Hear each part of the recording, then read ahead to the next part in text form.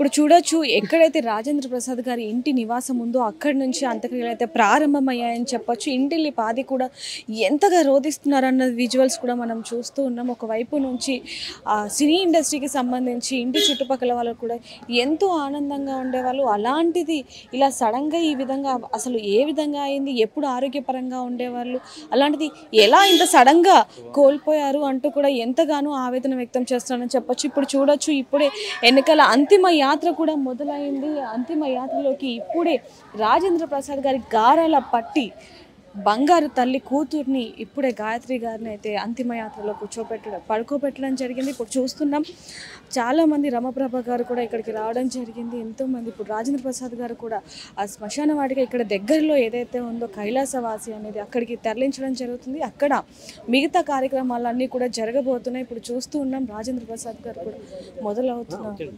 Visuals కూడా చూస్తున్నాం. నా కూతుర్ని కోల్పోయాను, ఇంకా నాకు ఇంకేది వద్దు, ఏది సంపాదించలేదు, అంతా అయిపోయిందంటూ కూడా ఆయన మాట్లాడడం జరిగింది. రమప్రభ గారు కూడా ఒకసారి మనతో ఉన్నారు. ఒకసారి ఆవిడతో ఒకసారి మాట్లాడే ప్రయత్నం చేద్దాం. ఎందుకంటే ఎంతగానో సన్నిహితులు అని చెప్పాలి.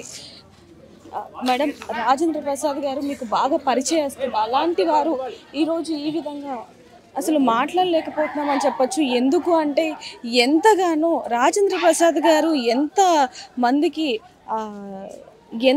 అసలు మాట్లాడాలంటే కూడా ఎంతగానో ఆలోచిస్తున్న పరిస్థితి చూడొచ్చు. ఇప్పుడు ఇంట్లో చూడొచ్చు ఆవిడ లోపలికి వెళ్ళిపోవడం జరిగింది. నా కూతురు, నా గాయత్రిని నాకు కావాలి, నన్ను తీసుకొని రండి, నా కూతురు నాకు కావాలి అంటూ కూడా ఇంటిల్లి పాది కూడా ఏడుస్తున్న పరిస్థితి మనకు కనిపిస్తుందని చెప్పాలి. మరోవైపు నుంచి కూడా చూసుకుంటే ఎక్కడికక్కడ ప్రతి ఒక్కరు కూడా కన్నీరు మున్నీరు అవుతున్నారు. రాజేంద్ర ప్రసాద్ గారు ప్రతి ఇంట్లో ఒక వ్యక్తిగా ఉండేవారు. ఇక్కడ ఎవరికి ఏ కష్టం వచ్చినా సరే ఆయన చూసుకునే వాళ్ళు. అలాంటిది ఆయనకి ఇంత పెద్ద కష్టం ఏ విధంగా వచ్చిందంటూ కూడా ప్రతి ఒక్కరు కూడా ఆవేదన వ్యక్తం చేస్తున్నారు. ఇటు చూడొచ్చు చుట్టుపక్కల వాళ్ళు కానివ్వండి, లేకపోతే ఇండస్ట్రీకి సంబంధించి ప్రతి ఒక్కరు కూడా ఇక్కడికి వచ్చి ఆయన్ని పరామర్శించడం జరిగింది. ఇంటిల్లి పాది కూడా ఛాయలు అయితే అల్లుకున్నాయని చెప్పాలి. ఒకవైపు చూడొచ్చు ఆవిడ నా కూతురు గాయత్రి నాకు కావాలి అంటూ కూడా ఎంతగా రోధిస్తున్నారు అనేది.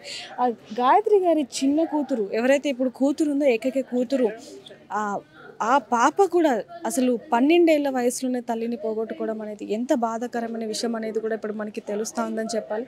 అంతిమ యాత్ర అనేది మొదలైంది. మరి కాసేపట్లో మిగతా కార్యక్రమాలన్నీ కూడా జరగబోతున్నాయి. ఇప్పుడు మాత్రం ఇక్కడ ఇంటిల్లి పాది కూడా ఎంతగానో ఛాయలు అల్లుకొని ప్రతి ఒక్కరు కూడా రోధిస్తున్న పరిస్థితి ఇప్పుడు మనం చూస్తూనే ఉన్నాం.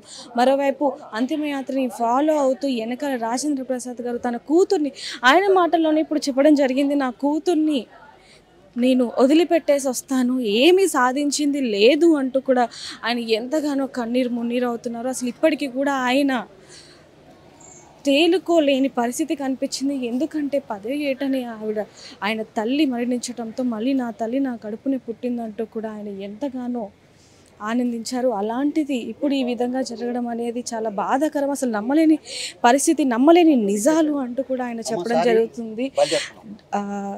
డబ్బులు ఇవ్వగలిగాను, చీరలు ఇవ్వగలిగాను, ఇల్లు ఇచ్చాను, కానీ నా కూతుర్ని మాత్రం నేను కోల్పోయాను, ఎంత ఇచ్చి ఏం లాభం అంటూ కూడా ఆయన ఎంతగానో బాధపడిన పరిస్థితి మనకి కనిపిస్తుంది అని చెప్పాలి.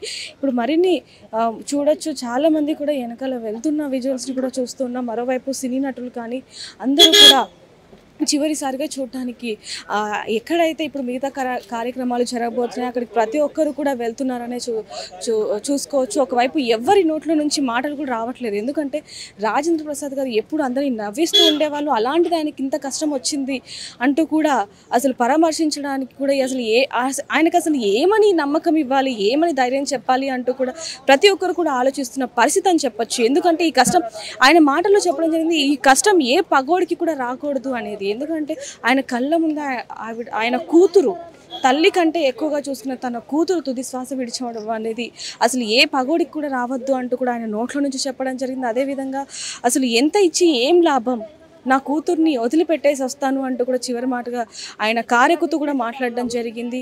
ఏదైనప్పటికీ అసలు ఆయన కూతుర్ని మాత్రం తిరిగి తీసుకొచ్చే ప్రసక్తి లేదని చెప్పాలి. ఎవరు కూడా ఆ బాధని తీర్చలేరని చెప్పాలి. మరిన్ని వివరాల కోసం చూస్తూనే ఉండండి. RTV కెమెరామ్యాన్ గణేష్తో రిపోర్టర్ దేవిక, హైదరాబాద్. మరిన్ని వీడియోస్ కోసం ఛానల్ ని సబ్స్క్రైబ్ చేయండి. లేటెస్ట్ అప్డేట్స్ కోసం వాట్సాప్ ఛానల్ ని ఫాలో చేయండి. అండ్ లింక్ డిస్క్రిప్షన్ లో ఉంది.